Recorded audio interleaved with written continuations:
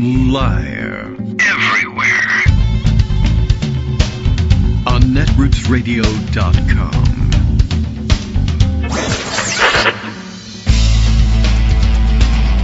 David Waldman. Kagro. In the morning. Now, here's David Waldman. Hey, good morning, everybody. How you doing? It is Tuesday, December 2nd, 2025. Well into December now. We have established that it is December, last month of the year.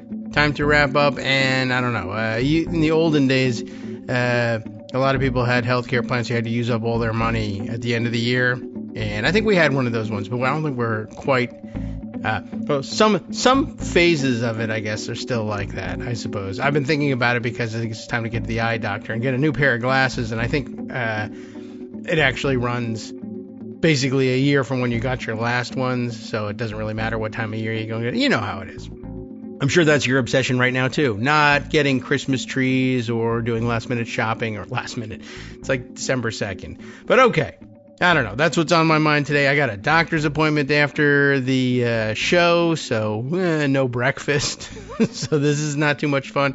And I don't know. I guess because I wasn't going to sit down and eat breakfast, I thought I would take care of some other things in the morning, and it got me back to the computer late. And we just made it, just by the skin of our teeth. If there's any skin on these teeth, I guess I'll find out about it when I visit the dentist a little later on in the year. Okay. Plenty to go on today, of course, and lots to follow up with. I mean, I think there's really no other direction to go in terms of the major story of the day, except to say, yes, we're still following up on will we be able to get the press and the people of the country and Congress and other important interested stakeholders, supposedly, interested in the now clearer than ever fact that some number, if not the entirety, of the military chain of command is at fault for war crimes here off the coast of Venezuela. It's becoming clearer and clearer, and now, of course, we'll see how the game plays out. Well, I guess we'll find out whether there really is a deep state or not at this point, as the Trump administration officials essentially look to shed blame for the orders that they gave and pin it all on the military side of the chain of command, which, you know, you're going to be in trouble anyway, because even, of course, if you were given those orders, if you followed them, you're in trouble for that. But it's beginning to look more and more like Pete Hegseth is attempting to sell the story that, well, I said we should make a lethal strike on this boat. I didn't say anything about going back and killing the survivors, which I'm sure is super popular inside the upper echelons in the military, where you'd have to guess, I mean, really, it sounds like the Admiral has problems one way or another and needs to lawyer up, except there are no JAG Corps lawyers left because Hegseth fired them all. So, you know, I'm not certain where they're going to get representation, but I guess they can go outside the JAG Corps if necessary, if you want to pay for it, I suppose. But yeah, that's not going to make him too super popular inside the Pentagon, but he was never popular inside the Pentagon. Anyway, this is just going to make things worse. There's a lot of new reporting on it, and we probably should just get right to it. I don't know if I have any light chit chat for you in light of the fact that, well, we're investigating major war crimes here, but there are other angles on it, of course, and other angles on other stories that play into the overall what shall we say, cratering of popularity and approval for the administration. And, you know, it begins to, if they had policy initiatives, this would start to get in the way of some of those, but they don't. So I guess they're okay in that respect. All right. The two major national newspapers that East Coasters get early in the morning and can read are the Washington Post and the New York Times. Of course, West Coasters have different sources, and they probably actually are already published for the day because they probably publish around the clock more or less like everybody else. But I'm habitually a reader of the West Coast papers. They're fine and they do a great job, and every once in a while we do cite them, and it's always exciting. Little tickle of excitement every time we are able to broaden the circle. But we're East Coast centric here in this country, really, and I think the West Coast is just fine with that, quite honestly. Keep us out of their business. All right, so what do we have for you from the New York Times? Hegseth ordered a lethal attack, but not the killing of survivors, officials say. And I have a feeling that a lot of officers are mad at a lot of officials for saying this. Let me open it up in the full browser view so I can give you the correct bylines here. And, of course, the all-important subheader. Amid talk of war crimes, or did you want to talk about war crimes, or were you just making chit-chat? I'm not sure. But amid talk of war crimes, the details and precise sequence of a September 2nd boat attack, or attack on a boat, rather, in the Caribbean are facing intensifying scrutiny. In case you somehow missed the entirety of this story to this point, Charlie Savage is on this one as the lead here. Then there's Julian E. Barnes. I don't have anything against Julian E. Barnes. I just...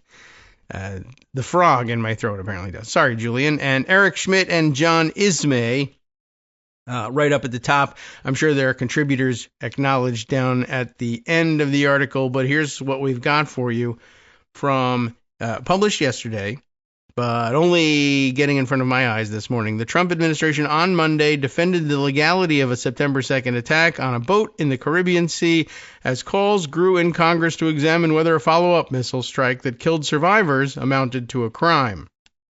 Now, that's all well and good, but we'll remind you each day, because gradually, by the time they get around to investigating whether the follow-up missile strike that killed survivors amounted to a crime, you will have forgotten. It's their aim that you will forget that the initial attack is also a crime. It may not be quite as grievous, and there are some other things to sort out in terms of whether or not there's a problem with its legality here, at home, domestically, or internationally.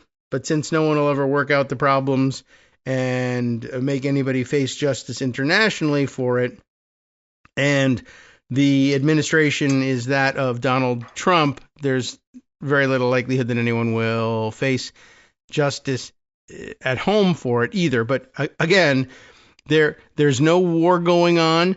Congress hasn't declared anything. There's not a group that we're at war with. The people that they killed are still only supposed by the administration and almost no one else to have been drug traffickers, which still would mean that the thing to do would be to interdict and stop the boat, seize the evidence, and arrest the perpetrators. But they didn't do that. They instead instigated an act of war without any provocation, without any danger to the homeland, without any danger to troops who were carrying out the mission or were otherwise nearby, and without showing any evidence for their claims of there being an act of war underway.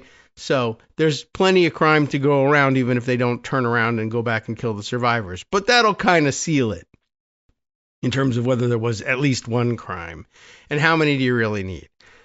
The lethal attack, the article continues, was the first in President Trump's legally disputed campaign. It's a nice way of putting it. That's just a good reminder that this too, the legal dispute here is this might also be another crime. We think it is. And we'll just find out whether the Supreme Court bails you out or not. But the lethal attack was the first in President Trump's legally disputed campaign of killing people suspected of smuggling drugs at sea, as if they were combatants in a war, which they're not, so it's a crime. It has started coming under intense bipartisan scrutiny in recent days amid questions about the decision to kill the initial survivors and what orders were issued by Defense Secretary Pete Hegseth, and probably also, was he drunk? I mean, you should ask that. He probably says he was not. He says he stopped drinking, but he was a fall-down drunk before he started the job, and then just said, without treatment, I'm just going to say, no more drinking. Don't worry about it. Everything's going to be fine from here on in. And then less than a year later, war crimes. So, I don't know whether that's just, it's just circumstantial evidence, but let's bring it up. At the White House on Monday, Caroline Leavitt, The press secretary read a statement, almost certainly a lie as well, that said Mr. Hegseth had authorized the Special Operations Commander overseeing the attack, Admiral Frank M. Bradley, remember Mitch Bradley, to conduct these kinetic strikes. She said that Admiral Bradley had, quote, worked well within his authority and the law directing the engagement to ensure the boat was destroyed and the threat to the United States of America was eliminated. Of course, there wasn't any threat, so that's all nonsense. And it doesn't address any of the actual questions people had about this attack. According to 5 U.S. officials who spoke separately and on the condition of anonymity to discuss a sensitive matter that is under investigation and are afraid of being killed, I'm sure, Mr. Hegseth, ahead of the September 2nd attack, ordered a strike that would kill the people on the boat and destroy the vessel and its purported cargo of drugs. But each official said Mr. Hegseth's directive did not specifically address what should happen if a first missile turned out not to fully accomplish all of those things. Boy, are they working hard to distance themselves. You should attack the boat. Well, are we allowed to use lethal force? Yes. So you're okay if we kill everybody on the boat? Yes. That's one thing. And then, of course, it's quite another to say, well, we blew up the boat. It can't get here. The drugs are gone. They might never have been there in the first place. And all we've got left is 2 people clinging to wreckage. I said you were okay to kill them all. And that's probably what they'll be pleading in court. I said you were okay. It would be okay if you killed them all. I didn't say you absolutely had to kill them all. So there, of course, and I think that's what they're hoping for. They're hoping for that interpretation, and then they'll say, well, so Secretary Hegseth didn't say, go back and kill him. Admiral, what's his name? Admiral Bradley said, let's go back and kill him. But it's actually quite difficult to believe that that's the case, just because Admiral Bradley will have actually had training that says, don't do this, like this specific thing. As you recall yesterday, people recounting the history of this kind of training, the history of this kind of war crime, and specifically the books, the manuals, the texts that the military and that militaries around the world use to train people on don't do war crimes. It says, well, remember, don't do war crimes. Well, what do you mean? Like, what would be a war crime? Well, like, for instance, let's say you attack a boat and you blow it up and there are survivors and you can see them in the water floating. Like, if you turn around and go back and kill them when they're no threat to you because there's no boat they can attack you with, no guns, no nothing. If you go back and kill them, that's a war crime. So, like, if you are in a situation analogous to that, think about that. That should be instructive. But it's more than instructive when you actually go and perpetrate that crime. That's just, I read that this was a crime and I went and did it anyway. You're really in trouble. Has Hegseth had that training? Well, he was in the National Guard at some point, and I assume they try to give everybody this training, but I don't know how. I don't know whether it's any different for National Guard troops. Like, well, mostly you're really not going to be in a place where you can kill anybody, generally speaking. Or go back and make a double tap strike on anybody. But then we started using them pretty extensively in Iraq and elsewhere overseas. So, I imagine they are military. They carry weapons. It's probably wise to give them. It sounds to me like everybody got that training. But admittedly, he was a drunk, and he was so terrible at his job that they basically said, we don't want you to do it on the most important day that unit had. So, we're not sure how much the training sunk in with him. It was probably better with Admiral Bradley. Anyway, back to the article. Admiral Bradley ordered the initial missile strike and then several follow-up strikes that killed the initial survivors and sank the disabled boat. As that operation unfolded, they said Mr. Hegseth did not give any further orders to him. That's what they're saying now. I don't know whether that's really true, but that's what they're saying.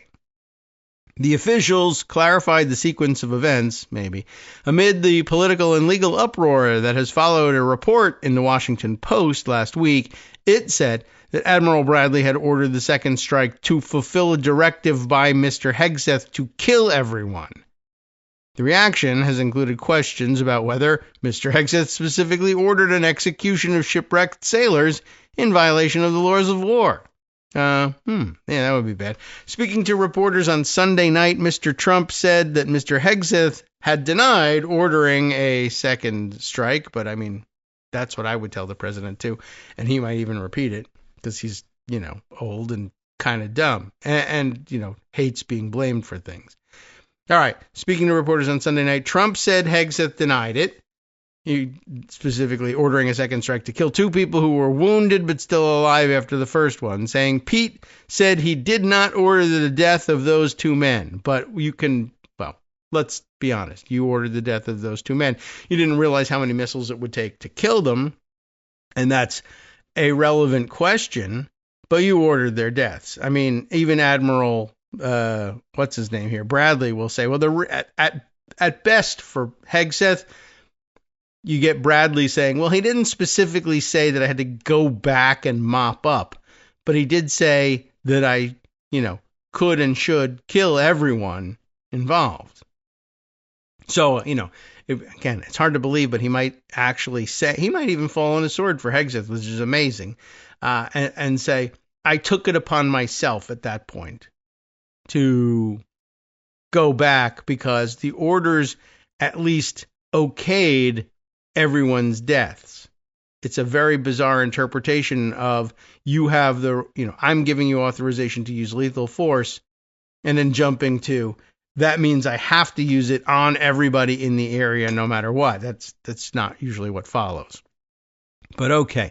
Right now, I think they're just making excuses inside the White House so that high-ranking cabinet officials aren't faced with you could probably get to impeachment level with that if you might find enough Republicans who would say that's actually bad. Particularly among Republicans who say, I've been in the military, I've had that training. I remember that they said the one clearest thing, like the one thing you won't be doing is going back and shooting at survivors of shipwrecks. Well, for most of us because we're in the Army, but for the rest of us in the Navy, perhaps, we won't be doing it because that's the one thing they told us. That's definitely out. You can't do that. This wasn't the how-to manual. It was a, preventative measure.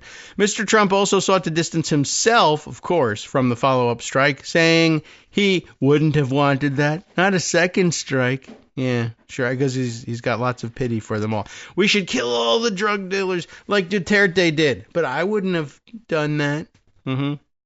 Sure. Anyway, he said he wouldn't have wanted that, not a second strike, although he said the first one was, quote, fine.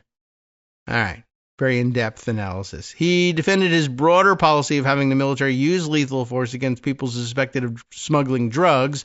Starting with the September 2nd attack, his administration has said it has carried out 21 such strikes in the Caribbean Sea and Eastern Pacific Ocean, killing 83 people. Mr. Hegseth called the Post's reporting, quote, fabricated and inflammatory. As we've said from the beginning and in every statement, these highly effective strikes are specifically intended to be lethal kinetic strikes, he wrote on social media, not addressing the actual question at hand, although it does answer the question of whether or not you ordered the first crime, which was the attack in the first place. Don't forget that. In another social media statement on Monday, Mr. Hegseth said he stood by Admiral Bradley and what he called the Admiral's combat decisions in the strike. Not that there was any combat going on. I mean, they were combating the boats. The boats weren't combating them. So, whatever. Admiral Mitch Bradley is an American hero, a true professional, and has my 100% support. He wrote, I stand by him and the combat decisions he has made on September 2nd mission and all others since. I think he goes on at some point and says he has his back. But anyway, it'll be interesting to see how much of his back he has when and if the JAG Corps gets involved, because he didn't have the back of the JAG Corps, right? Hegseth, before ordering these strikes, made sure to fire most of the lawyers whose job it would be to get to the bottom of whether or not this second strike was a war crime, or indeed whether the first strike was a war crime. But they're all gone now. But these are also the people who are supposed to defend him in court, and they're gone too. Senator Roger Wicker, Republican of Mississippi and chairman of the Armed Services Committee, said on Monday that he had spoken with Mr. Hegseth and General Dan Kane, the chairman of the Joint Chiefs of Staff, about the strikes, and that his committee would conduct a congressional investigation into the matter. Seems like the least you could do. The defense secretary also spoke with Representative Mike Rogers of Alabama, the chairman of the House Armed Services Committee, according to a U.S. official. In interviews on Monday, 2 U.S. officials, both of whom were supportive of the administration's boat strikes, described a meeting before the attack at which Mr. Hegseth had briefed Special Operations Forces commanders on his execute order to engage the boat with lethal force. It actually probably sounds like backwards, actually. The secretary briefs the Special Operations Forces commanders on the exercise, or is it just that he's saying, well, I am authorizing you to do that? That's not really much of a briefing. Usually the briefing goes in the other direction, I think. I don't know. But not my area of expertise. That written order, they said, did not address what should happen if people survived the first strike. Okay, it shouldn't. Because the answer is obvious. You pick them up and arrest them and process them elsewhere. I don't know. I guess you don't ordinarily say that because, of course, you don't do that. It's right there in all the manuals. Don't kill them. Several people familiar with the congressional effort said that lawmakers had asked to see a copy of the execute order and that the administration refused to turn it over. So that also will not go over particularly well. And in an impeachment context would ordinarily pose a very large problem. But you never know with these guys on the Supreme Court or with this Republican Congress. They may just say, well, of course they're not going to show it to us. It's incriminating. Why would they show it to us? And we're on their side. So, okay. 2 officials also said Mr. Hegseth made no oral directive at the meeting that went beyond the written order. The Post article did not provide context on when Mr. Hegseth gave what its sources described as a spoken order to kill everyone. That's a hefty order, so I don't know. I mean, that keeps coming up. The people said he said kill everyone. And that would create some confusion, I think, for the command levels in all of this. Should we attack this boat? Yes. Is it okay to use lethal force? Yes. The kill everyone thing, well, geez, that's new. It's okay if by some chance in our disabling the boat, everyone gets killed. But for you to say the mission is to kill everyone, that is a little bit confusing. The 2 officials questioned whether the surviving people were Admiral Bradley's intended target in the second strike as opposed to the purported drugs and the disabled vessel. They argued that the purported cargo remained a threat and a lawful military target because another cartel-associated boat might have come to retrieve it. But they would have blown that one up, so I don't know. That's the only I see there's casting about for defenses here, and that's the only plausible defense at this point. Well, did you mean to go back and kill those people, or did you think they had that piece of boat that they were clinging to had, anti-aircraft missiles on board? No, it didn't. And even the drugs, I mean, again, that's the evidence. Why are you going to destroy the evidence? That's terrible. Could another cartel-associated boat come to retrieve it? Yep, and you could have blown it up. So I'm not really sure it's a great defense, but they will try it. One of the officials said the U.S. military intercepted radio communications from one of the survivors, to what the official said were narco-traffickers. If so, members of Congress could request those communications as part of its oversight investigation.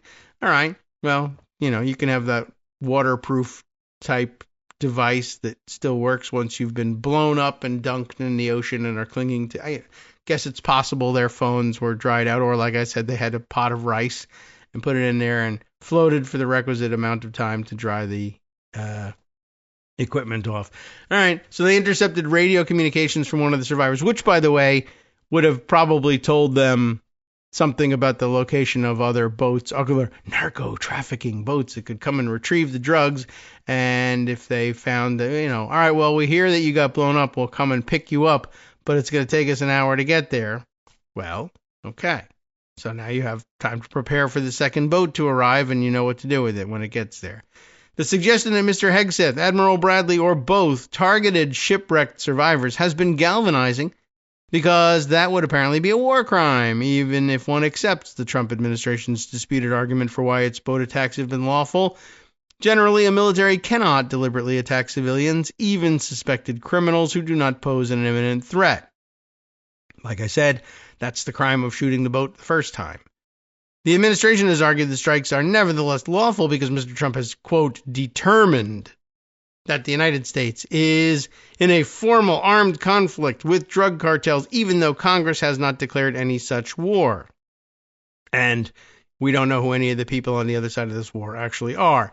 Again, presidential determinations. It's important that they put that in scare quotes, determined, because, one, we don't know whether he determined anything, in the sense that we don't know whether he really had grounds to determine this, and we also don't know whether he actually did make that determination. It is said that he made this determination, but hey, in the age of the accusations flying around about auto pens and or weirdo Svengalis running the White House from behind the scenes, unelected and unaccountable to anyone, you don't know who determined what and who didn't.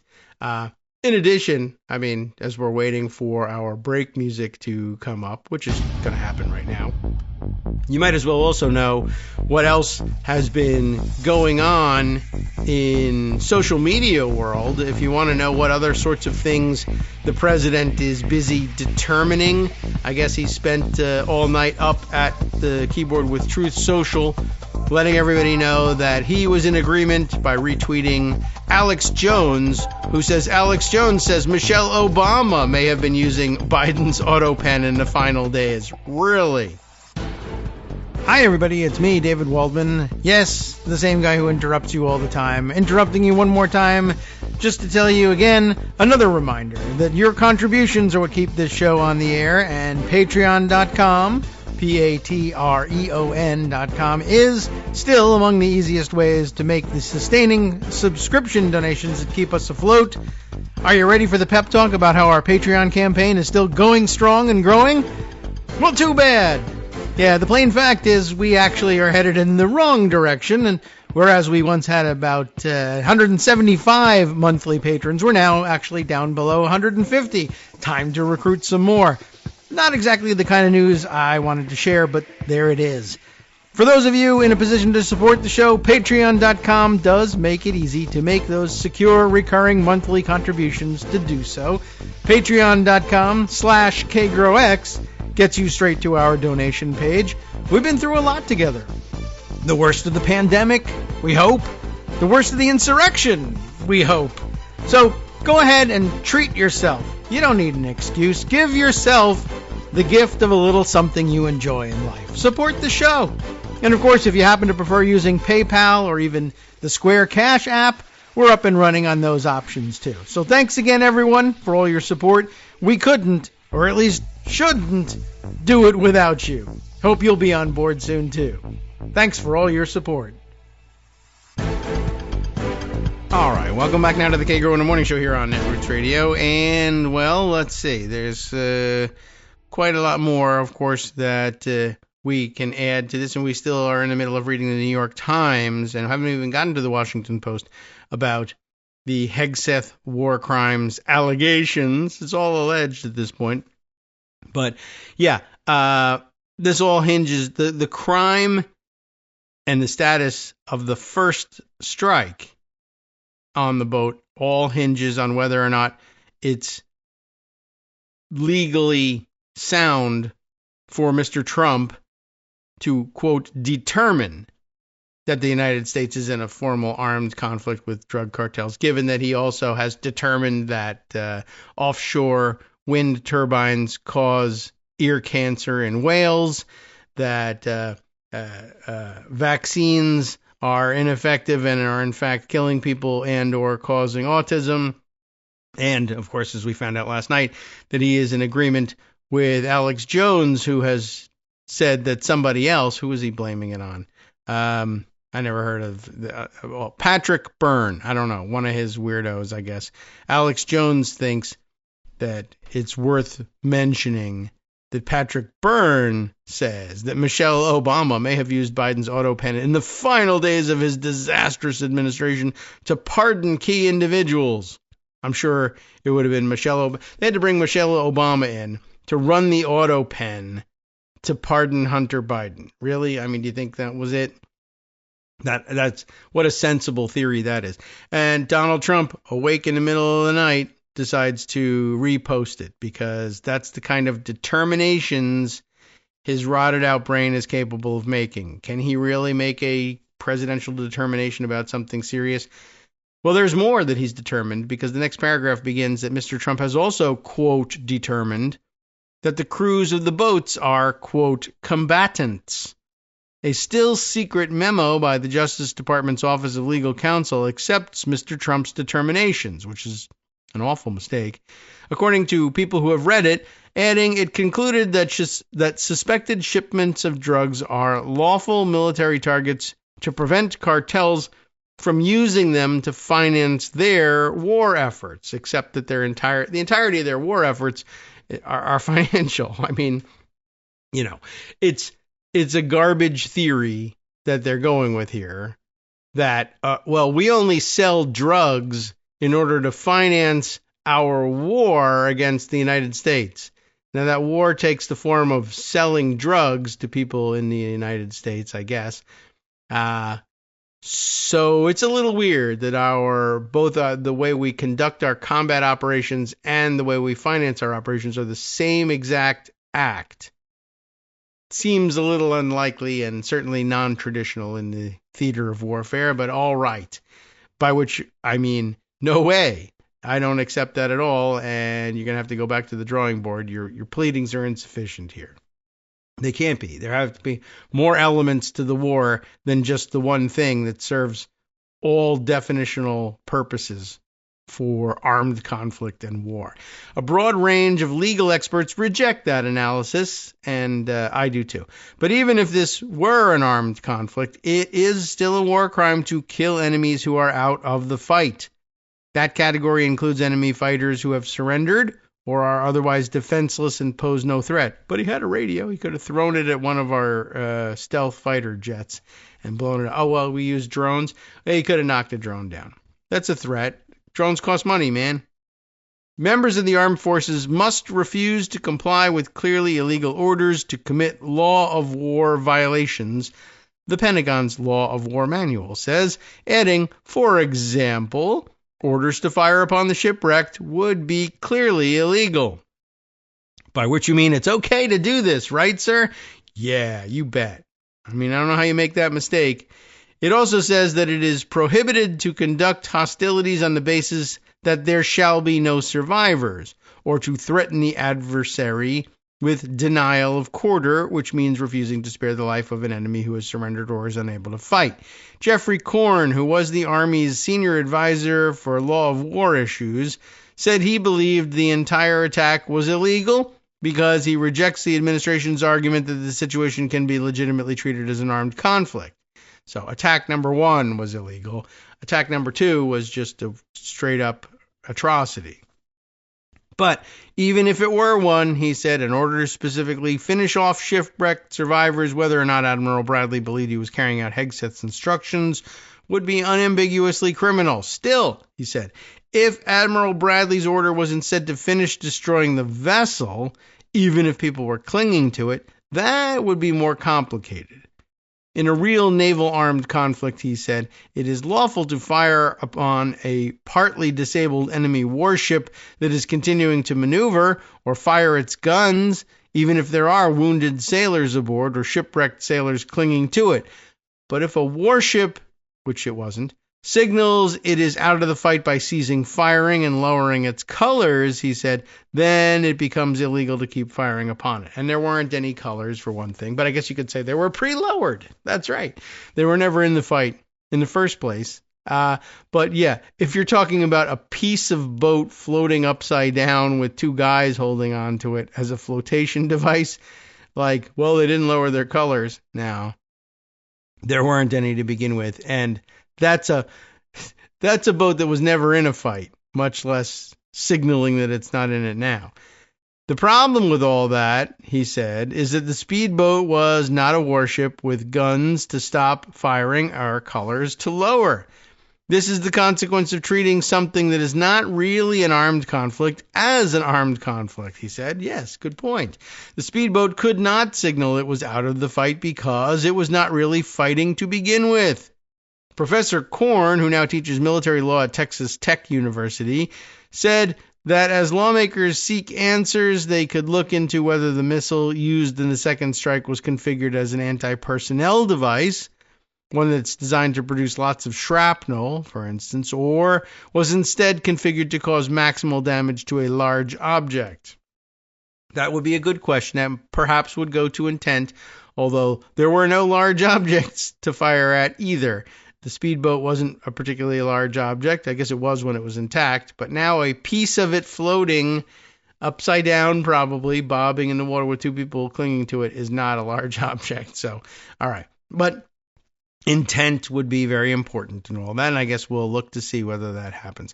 So interesting. So he teaches military law at Texas Tech University, where I guess he teaches ROTC cadets in their required military instruction. So even when they're not coming up through regular military ranks, but, auxiliary reserve ranks like ROTC, you still have a required course in, you don't, and you'll see that example, you don't shoot at shipwrecked survivors. I'm sorry, I'll write that down. You do fire. Yeah, that's what happened. They ended up doing it anyway. All right, so I mentioned that there was also coverage of this from the Washington Post, and it might be worth our while, given that, this is a major war crime, to get all the nuances we can from all the different sources we can. Well, all the two major newspaper East Coast sources that we can.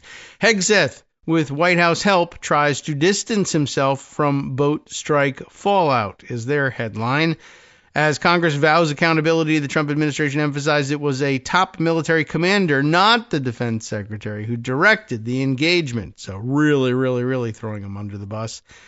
Who gets the byline for the Washington Post? Noah Robertson and Tara Kopp. Officials in Congress and the Pentagon said Monday they are increasingly concerned that the Trump administration intends to scapegoat the military officer who directed U.S. forces to kill two survivors of a targeted strike on unsuspected drug smugglers in Latin America, as lawmakers made initial moves to investigate whether the attack constituted a war crime. Well, it did, but okay. What their initial moves to investigate are, who is the criminal? The Washington Post reported Friday that Defense Secretary Pete Hegseth gave a spoken order to kill the entire crew of a vessel thought to be ferrying narcotics in the Caribbean Sea, the first of nearly 20 such strikes directed by the administration since early September. When two survivors were detected, the military commander overseeing the operation, Bradley, directed another strike to comply with Hegseth's order that no one be left alive. People with direct knowledge of the matter told the Post, well, who says that? The Trump administration has said 11 people were killed as a result of the operation. Caroline Leavitt, the White House press secretary, acknowledged Monday that Hegseth had authorized Bradley to conduct the strikes on September 2nd. Bradley, she added, worked well within his authority in the law in directing the engagement to ensure that the boat was destroyed. Like we said the first time, doesn't answer the question, but that's her job, to not answer the questions. Her scripted remarks at a news briefing elicited a furious backlash within the Defense Department, where officials described feeling angry at the uncertainty over whether Hegseth would take responsibility for his alleged role in the operation or leave the military and civilian staff under him to face the consequences. And anybody who has doubts about that, I guess technically you could call it uncertainty, but I'm pretty certain he's not going to take responsibility for it. Yes, there could be some question about whether it'll fall on you, but it's not going to be him allowing it to fall on himself. This is Protect Pete Bull, then blanks. Bulls S blank. Or as Greg would say, that's bullshit. Except, Greg doesn't have that horn in his voice. That's me when I cough. But that's all right. That is Protect Pete BS, we'll say. One military official who, like others, spoke on condition of anonymity to discuss internal conversations, told the Post, and also, again, worried about threats, and I guess he wanted anonymity in order to curse.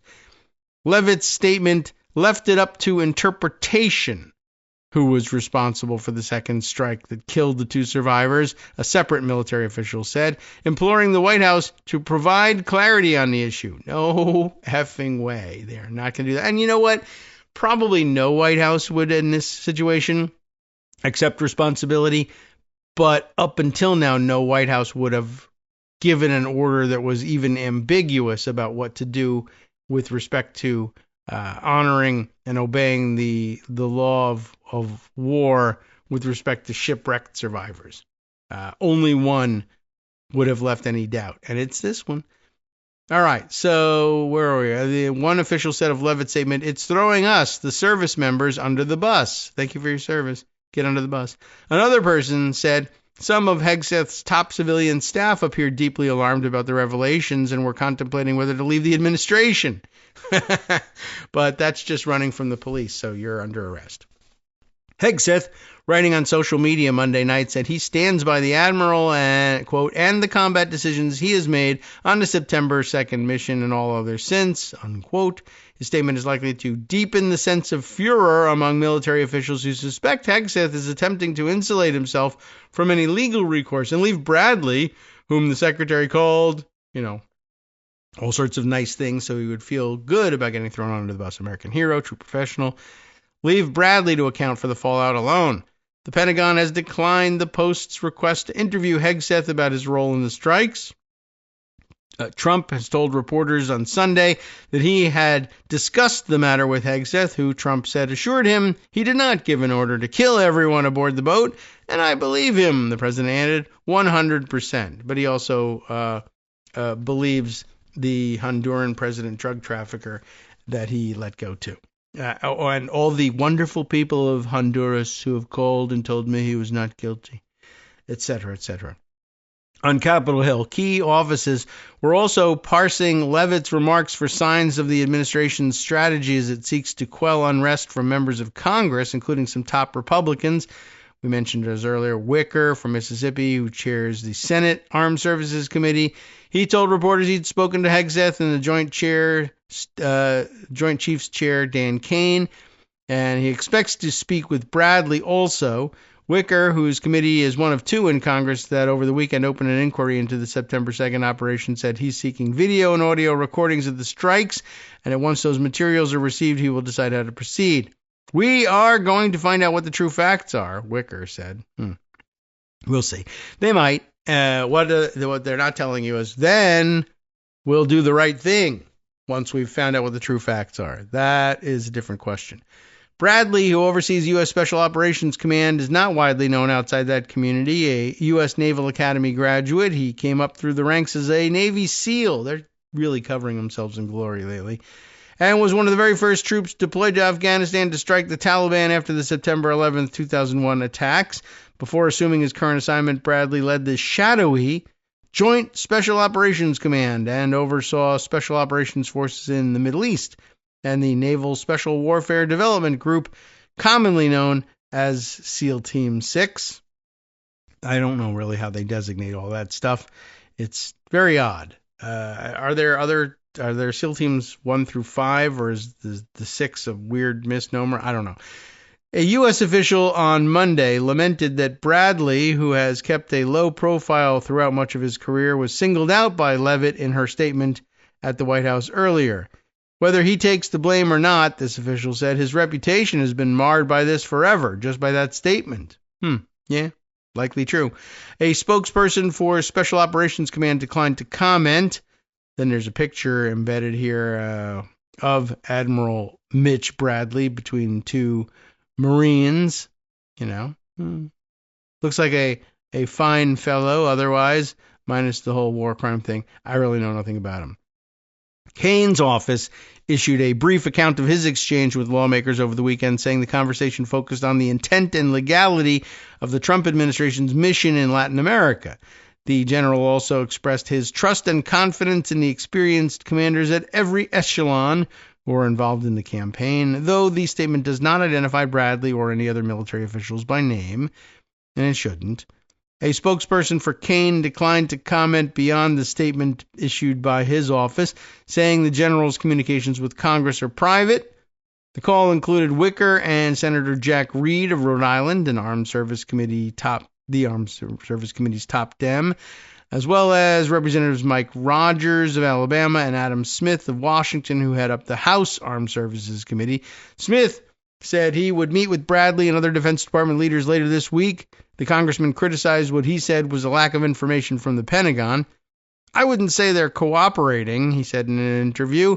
A spokesperson for the congressman said the meeting would include Wicker, Reed, and Rogers. Leavitt suggested Monday that Hegseth had spoken with multiple lawmakers who may have expressed some concerns over the weekend. She did not identify them, though, and the Pentagon has not disclosed details of the secretary's outreach to Capitol Hill. The House and Senate committees have opened separate inquiries into the September 2nd strike, directing questions to the Pentagon and pledging full accounting of what occurred. Now, all of a sudden, this is an online version of the story. They're offering me the opportunity to get more context and dive into details with Ask the Post AI. I'm not going to, but it is standing in the way of the rest of the story. I have to click to get rid of it. It was not immediately clear what those efforts will entail, the House and Senate committees opening inquiries, though it is within Congress's authority to seek witness interviews, subpoena evidence, hold closed-door meetings, and conduct public hearings. Legal experts have said that the survivors killed in the strike did not pose an imminent threat to U.S. personnel, there weren't any in the area, and thus were illegitimate targets, even under the Trump administration's controversial legal defense of the strikes. On Saturday, a group of former military lawyers and senior leaders who have scrutinized the Trump administration's military activities in Latin America said in a statement that the targeting of defenseless people is prohibited regardless of whether the United States is in an armed conflict, conducting law enforcement, or other military operations. Under the circumstances cited by the Post in its report on Friday, not only does international law prohibit targeting these survivors, but it also requires the attacking force to protect, rescue, and if applicable, treat them as prisoners of war, the group's assessment said. Violations of these obligations are war crimes, murder, or both. There are no other options, right? So if you want to pretend, by the way, if you're really looking to make people believe that we're in an armed conflict, a formal armed conflict, a war, then those guys should have been POWs. And not only did you kill them, but later on, in other strikes, when I guess they figured out, yeah, this is really super problematic legally and morally to be killing the survivors, they picked up some survivors, but they didn't keep them at all, anywhere, as prisoners of war or otherwise. So it's really going to be difficult for them to claim that the administration and the chain of command beneath them really believed they were in a formal armed conflict. So it'll be just straight up murder, perhaps. Although I guess if you want to take their word for it that they believe they're at war, then, well, all right, then we'll also charge you with war crimes on top of the murder. Are you sure you want to stick to the story that you think you're at war? I don't know. Anyway, the Trump administration, it continues, has sought to justify its military campaign by arguing that the boats being destroyed are supporting the illicit sale of narcotics. Even that is unsubstantiated right now at this point. And that those narcotics are responsible for killing tens of thousands of Americans each year, which is supposition, but at least a better one than the first one. The administration has also designated as terrorist organizations several Latin American groups involved in the drug trade. In a classified memo shared with Congress, the Justice Department's Office of Legal Counsel, which issues binding, legal arguments for the entire administration, has claimed the U.S. is in a non-international armed conflict with cartel groups, funding campaigns of violence in America and allied countries, according to people familiar with the document. The memo also argues that U.S. service members involved in the attacks are immune from prosecution. The Post has reported that previously. Based on what? Based on nothing. We put it in an OLC memo, and that's binding, and there you go. That's basically a presidential determination. Same level of work involved in that one. Still, the Defense Department has privately acknowledged to lawmakers that nearly all of the strikes have targeted suspected shipments of cocaine rather than fentanyl, another level of lying in all of this. The leading cause, fentanyl, of course, being the leading cause of U.S. overdose deaths. Moreover, most of the narcotics moved through the Caribbean are headed toward Europe and Western Africa rather than the United States. Oh, well, how about that? Lawmakers on the Armed Services Committees, including top Republicans, have criticized the administration for withholding information related to the strikes and the legal arguments supporting them. Not that we shouldn't interdict on drugs that are headed to Europe and Western Africa. I mean, we don't want them to have those drugs either, I guess, but it's a bit of a different story in terms of the imminence of the threat. In October, Wicker and Reed published 2 letters that they had sent to the Pentagon weeks earlier, requesting the videos and orders documenting the boat strikes, which have so far killed more than 80 people. To date, the Pentagon has not complied, a delay that has surpassed the time required by law, for the administration to respond to Congress, said a congressional aide. Those materials would shed light on the September 2nd strike, which is why they didn't share them. The aide said the inquiries being sought by lawmakers now mark the culmination of the last 3 months of obfuscation by the Defense Department. I guess here I'll note that yes, for really the entire time, September, October, November, those 3 months, everybody has kind of known that there were serious crimes possibly being perpetrated down there and that they might include war crimes. And I mean, it was reported right away that they did double back and kill the survivors. The new news hook here is that people involved in the chain of command are pointing fingers in different directions about who said to kill everybody and what it really meant. That they had doubled back to kill the survivors was immediately acknowledged, and we heard about it in September. And so it doesn't bode well for the investigation now that they really think there could be several people involved in the war crimes, or now that they're debating who to charge. I don't know. It somehow change things, I guess, because the Armed Services Committees have been trying to investigate an obvious war crime for 3 months and have gotten nowhere. But now that they think they can pin it on Hegseth, of course they can pin it on Hegseth. Who else was involved in any of this? Could it have been Hegseth giving the order? What about the Admiral executing the order? Well, him too. I mean, come on. It was pretty obvious. Like I said, I recall hearing that they had gone back for the survivors right away.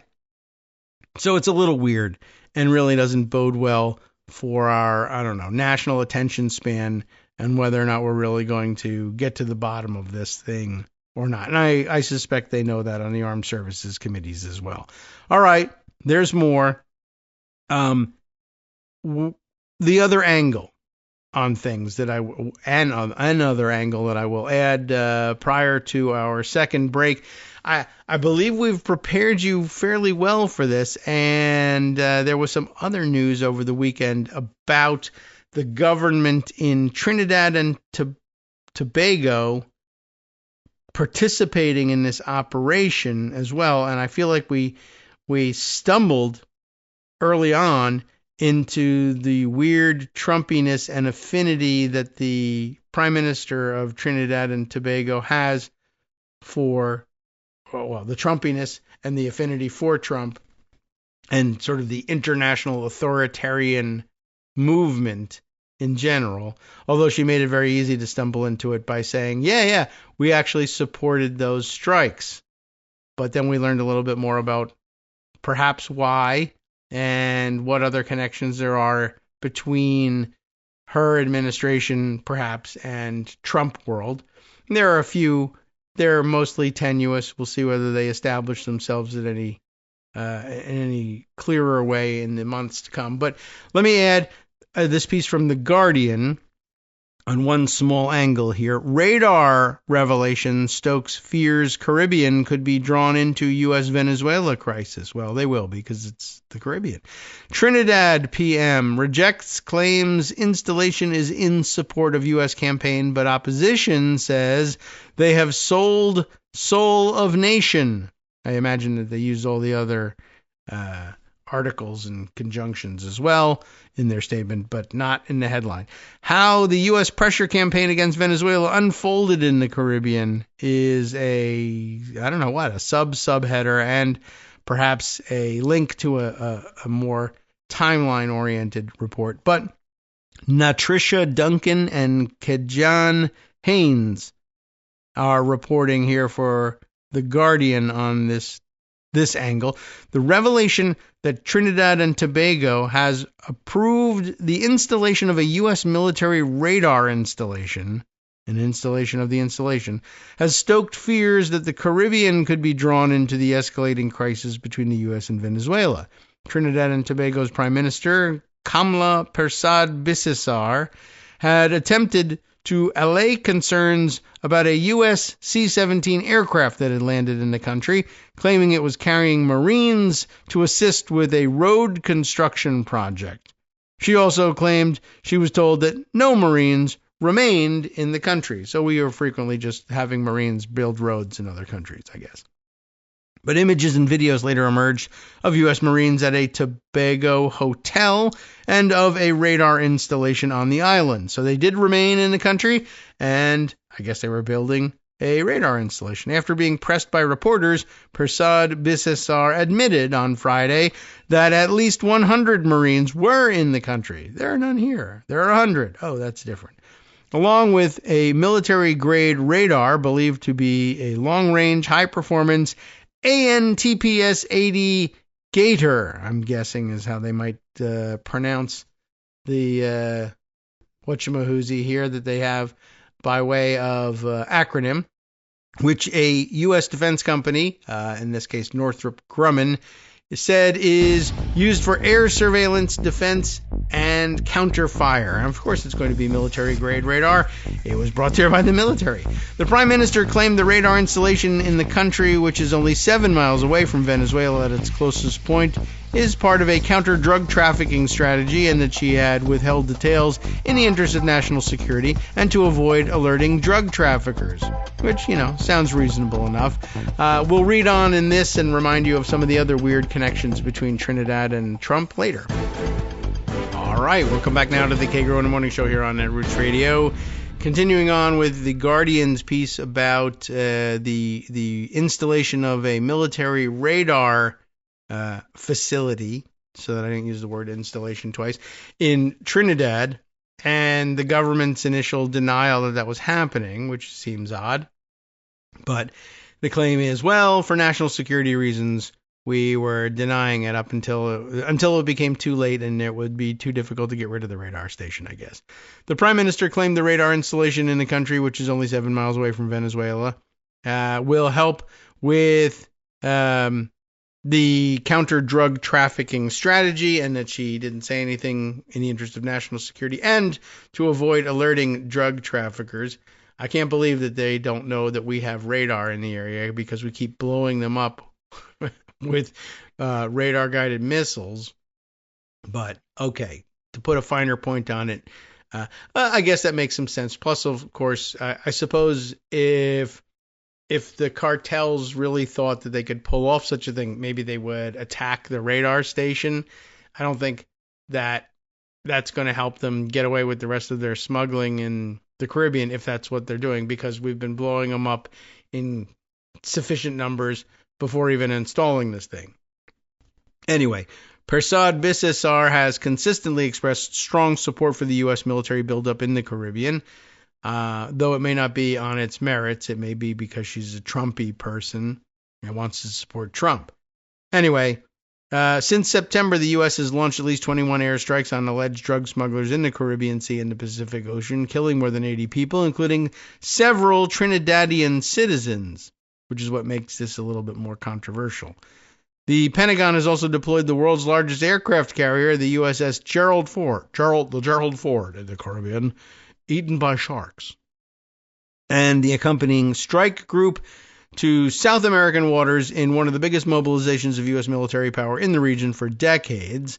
But the Prime Minister has rejected claims that the radar installation was to support the U.S. in its pressure campaign against Venezuela.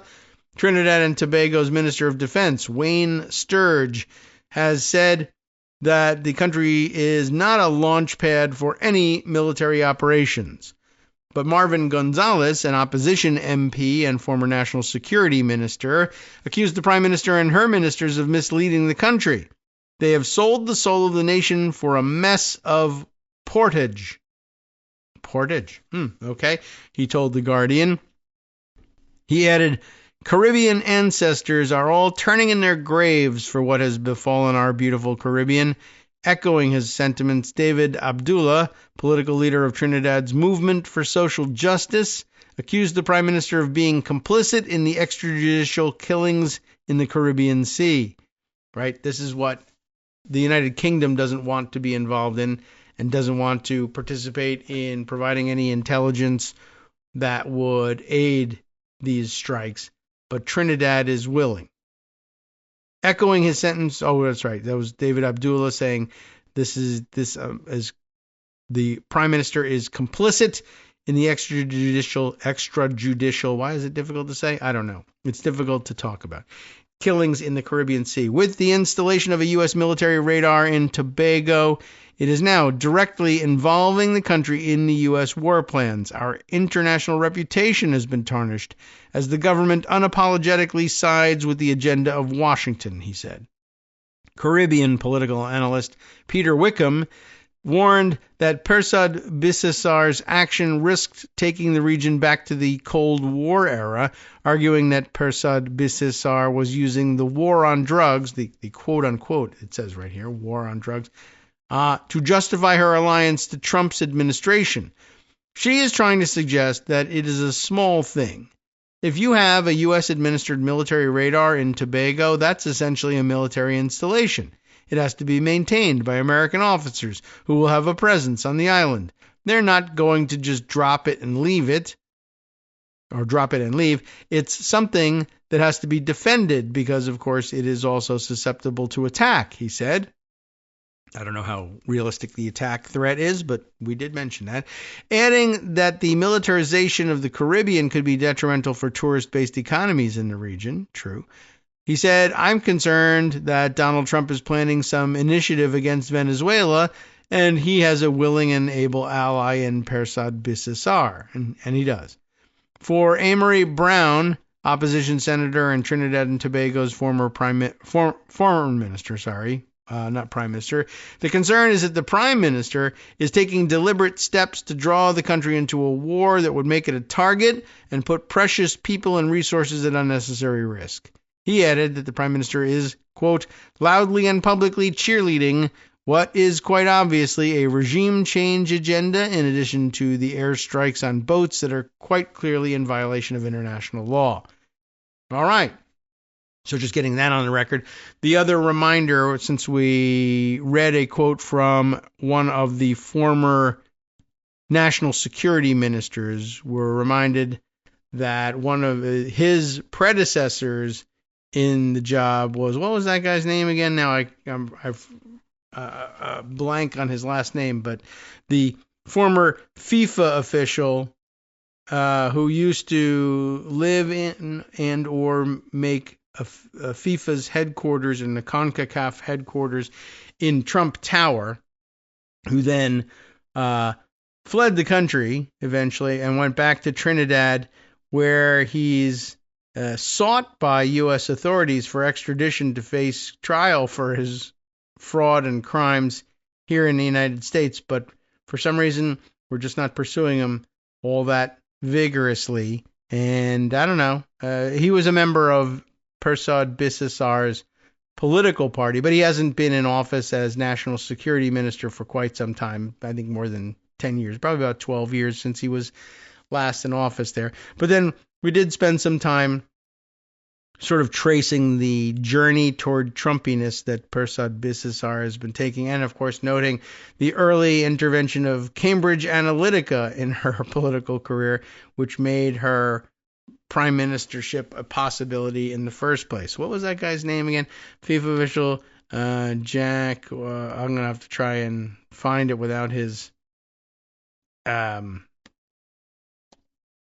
last name, but all the other, Jack Warner, that's it. Okay. Well, at any rate, he's still there in Trinidad and Tobago, and I don't know, somehow beyond our reach. We should trade them the radar for his arrest, except, of course, that Trump isn't actually interested in doing that or bringing him to justice.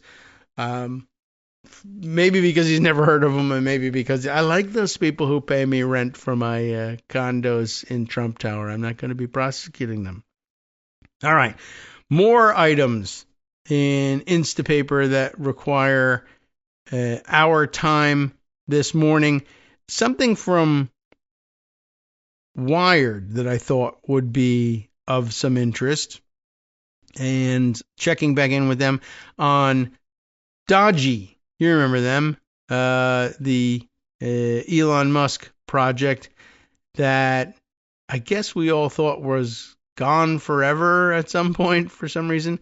Oh, why am I getting they're not going to give me the link to this thing? Oh, that's too bad. Maybe we'll have to read it in Instapaper format, but I'm getting a bad gateway error when I go to open this thing. Let me try again, see if it is any better this time. There we go. Popped up this time. Again, from Wired magazine. Whose work are we reading here? Where's the byline? These magazines, they put it in a weird place. There they are.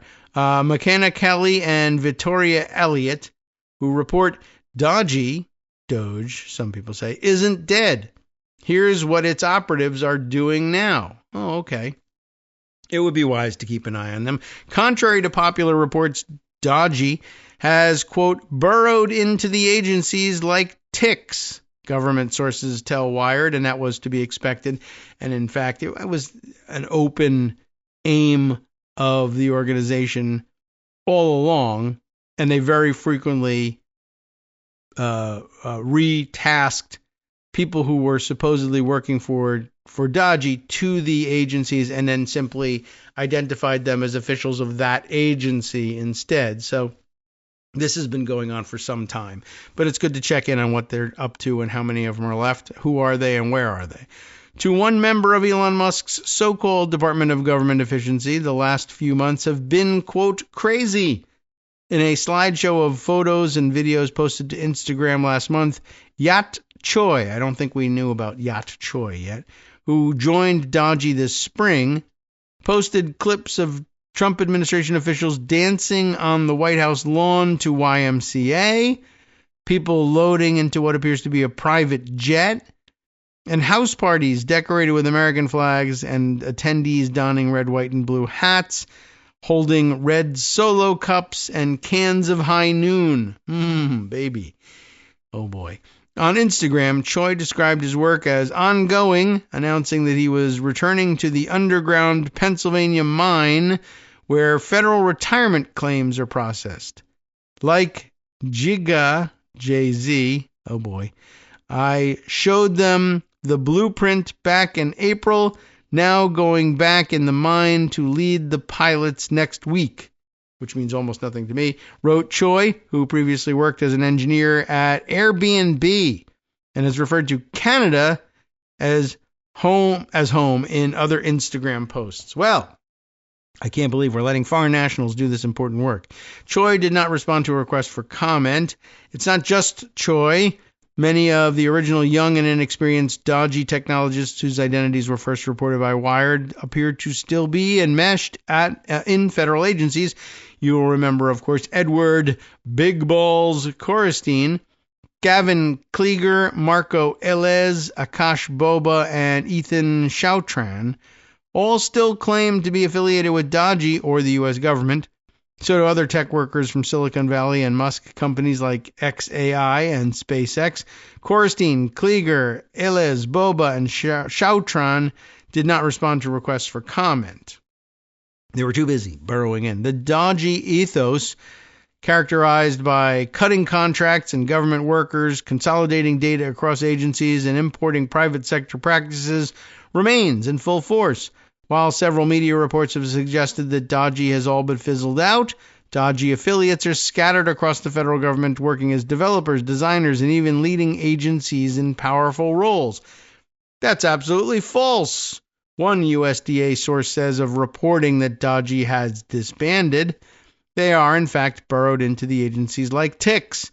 Dodgy has, quote, just transformed, an IRS employee tells Wired. While dodgy is no longer moving across the government in a move fast and break things blitz, dodgy affiliates appear to be digging in for the long haul, and Silicon Valley-shaped fingerprints remain all over the way agencies continue to be run. Okay. Over the last few weeks, the Internal Revenue Service has rolled out coding tests to its hundreds of technical staff, quizzing them over their technical proficiency, and that is in scare quotes as well, technical proficiency. The decision to roll out these tests came from Sam Korkos, Corcos, a dodgy operative and chief information officer at the Treasury, according to a source familiar with the situation. Korkos is seeking to overhaul the IRS's 8,500-person IT department, the source says. This is part of a larger ongoing, quote, modernization process at the U.S. Treasury. The tests, administered through a tool called HackerRank, sounds like a good test, have been used by private sector tech companies like Airbnb, LinkedIn, and PayPal to quiz a potential hire's technical skill. One source at X, the social media company owned by Musk, tells Wired that X uses HackerRank's tool to do coding, screen sharing for tech screens, and remote interviews, but confirmed that existing employees are not assessed with the tool. They want to see IRS like a tech company. That's the feeling I get, says an IRS employee who spoke to Wired on a condition of anonymity, as they were not authorized to speak to the press.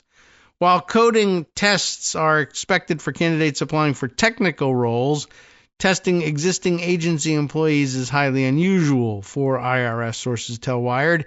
Early in Dodgy's tenure, staffers at the Technology Transformation Services, or TTS, were forced to defend their projects on video calls with dodgy members. Government employees were also asked to send weekly emails detailing their work and achievements, which were later reviewed by artificial intelligence, not actually people, interestingly enough. These emails and project reviews closely resemble the playbook Musk used when he took over X, formerly Twitter, in 2022. Despite an all-hands meeting 2 weeks ago, employees say they still don't feel like they have answers. They're keeping us in the dark, says the IRS employee. They won't tell managers why they're issuing tests or how the results will be used. Korkos and the IRS did not immediately respond to a request for comment. Other dodgy operatives are still working to slash regulations across government as well. Scott Langmack, a dodgy operative at the Department of Housing and Urban Development until July, is now serving as the executive director of, quote, Deregulation AI at the Office of Management and Budget.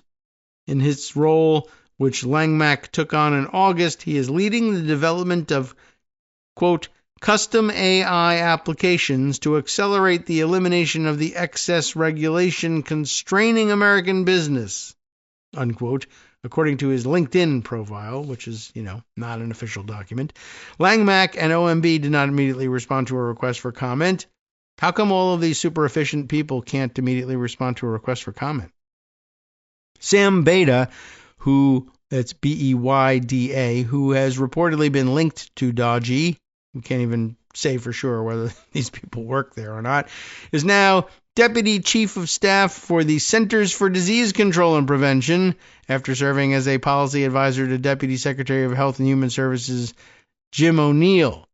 He does not appear to have any public health experience. Prior to joining the federal government, Beda, who graduated Columbia in 2023, worked at a company that helped manufacture cannabinoids. Or cannabinoids? How do we say this? I don't know. Cannabis stuff. That company's parent organization is headed by, in case you were thinking it was, I don't really love the industry, but at least it was working on his merits. That organization is headed by Beda's father-in-law. So he's been busy since graduating in 2023. He's gotten married and had taken on 5 or 6 different jobs. Okay. Since President Donald Trump's inauguration, the CDC has lost more than a quarter of its staff, including employees specializing in topics like lead poisoning and HIV. In August, the CDC's director left her post, later telling a Senate committee that she was fired. Her lawyers alleged that she had been, quote, targeted for refusing to fire CDC staff and, quote, rubber stamp unscientific reckless directives, unquote. Beda referred Wired to the HHS press office, and a spokesperson said Beda has, quote, never worked for dodgy or dodgy-affiliated parts of the federal government. The CDC did not respond to a request for comment. Over the last few months, a handful of dodgy operatives have migrated to a new White House office. In August, Airbnb co-founder Joe Gebbia, another Airbnb guy, who was previously Dodgy's lead overhauling the federal retirement system, was appointed as U.S. Chief Design Officer. His new role was established through an executive order, of course, that would oversee a new group called the National Design Studio. According to the order, NDS is tasked with redesigning government web pages and digital services. Gebbia, the White House, and the Executive Office of the President did not respond to requests for comment. NDS is housed within the EOP, Executive Office of the President. The EOP, just like the U.S. Dodgy Service. In August, Wired reported that Dodgy personnel who had been assigned to the General Services Administration would transfer over to NDS. Several of the original Dodgy operatives have joined the studio as well, including Korstein, who identifies as a member of the group in the bio of his X account as of last week. Choi cites both Dodgy and NDS in his Instagram profile. Since NDS was created, the office has produced a handful of websites describing White House efforts on issues like healthcare, immigration, and public safety. I wonder if they're behind the new press hit list, the Hall of Shame or whatever, press organizations that the White House is calling out specifically for, saying things they don't like because First Amendment. Anyway, right. So NDS has produced a handful of websites, like some dealing with healthcare, immigration, and public safety. The sites which look like more like something from a tech company than from the federal government, and that's okay, host information related to programs like the Trump Gold Card, and links to apply for law enforcement jobs like the Trump administration's D.C. Task Force. Last week, Korstein and other NDS workers posted on X about their roles in the launch of the Trump administration's Genesis AI mission, an Energy Department initiative to build an AI platform for scientific research. Or instead of scientific research, I guess. The video, website, and branding were all made in-house by a group of 3 in a couple of weeks. Korstein posted to X last week, apply to have this level of ownership and scale. Still, reports of Dodgy's collapse continue. Late last month, Reuters reported that Dodgy had, quote, disbanded, citing statements from OPM that the group was no longer a centralized government entity. The truth is, Dodgy may not have centralized leadership under USDS, the United States Dodgy Service, but the principles of Dodgy remain alive and well: deregulation, eliminating fraud, waste, and abuse, reshaping the federal workforce, making efficiency a first-class citizen, whatever that means, etc. Dodgy catalyzed those changes. The agencies, along with U.S. OPM and the WHOMB, White House Office of Management and Budget, and the Office of Personnel Management, OPM, OMB, will institutionalize them. Scott Cupor, K-U-P-O-R, director of the Office of Personnel Management and former managing partner at the venture capital firm Andreessen Horowitz, said in a statement posted to X late last month. The X account for Dodgy, which regularly posts about contracts the group has cut, posted as well, "As usual, this is fake news from Reuters. President Trump was given a mandate by the American people to modernize the federal government and reduce waste, fraud, and abuse. Just last week, Dodgy terminated 78 wasteful contracts and saved taxpayers $335 million, usually which turns out not to be true at all upon further examination. While some Dodgy affiliates have remained in government, others have indeed left for new roles in the private sector, including at Musk-owned and led companies. In August, Anthony Armstrong, a former investment banker at Morgan Stanley, left Dodgy and his post in government at OPM and EOP to join Musk's XAI as its chief financial officer, according to his LinkedIn profile. John Solly, who was part of the Dodgy team at the Social Security Administration, now works for Leidos, a major government contractor with projects across several government agencies. Solly and Armstrong did not respond to requests for comment. In an appearance on Joe Rogan's podcast in October, Musk confirmed Dodgy's continuity himself. "Dodgy is still happening, by the way," Musk told Rogan. "Dodgy is still underway. There is still waste and fraud being cut by the Dodgy team. They don't have, a clear person to attack anymore. They applied immense pressure to me just to stop it. So then I'm the best thing for me is to just cut out of this," added Musk. "Now that I'm not in D.C., they don't really have a person to attack anymore." Despite the apparent confusion over Dodgy's continual work and existence in government, Dodgy affiliates are proceeding as usual. In his photo dump on Instagram about his work with Dodgy and the government, Choi posted a banner with the phrase, "We do this not because it is easy, but because we thought it would be easy." That's actually kind of funny. On the banner is a blue handwritten sticky note that reads, "And we still think it's easy," but they misspelled "it's" and didn't use an apostrophe. So there you go. That's where we are with Dodgy and where Dodgy is hiding. And yes, they're still around, and yes, they're still doing things, and yes, they have yet to be held to account for the millions of people around the world who will have died by the end of this administration because of the way they shredded USAID in particular. And, of course, almost none of the savings ever claimed have ever materialized. And somewhere in Instapaper, if we scroll back far enough, we'll find other reports about how, on further review, it appears not only did Dodgy not save the amount of money they said they saved, but perhaps on net did not save any at all and, in fact, cost the government more, which is fairly easy to believe, given the wreckage that they left behind. All right, a few other things that I thought I might share with you, although this looks like we should wait maybe until the last segment to add this rather... it's not that long, but a longer read. But let me use the time before the break to bring your attention to this CNN website, which I saw shared on Blue Sky yesterday. I didn't put the post sharing it away, but this is pretty interesting. A CNN story pointing to, I don't know whether there's an outside database attached to it or not, but the story kind of documents the various gifts that Trump has been given and has accepted during this past year in office. Gold crown, golf clubs, and a jet. Don't forget the jet. Tracking Trump's gifts from foreign leaders this year, an October 30th piece.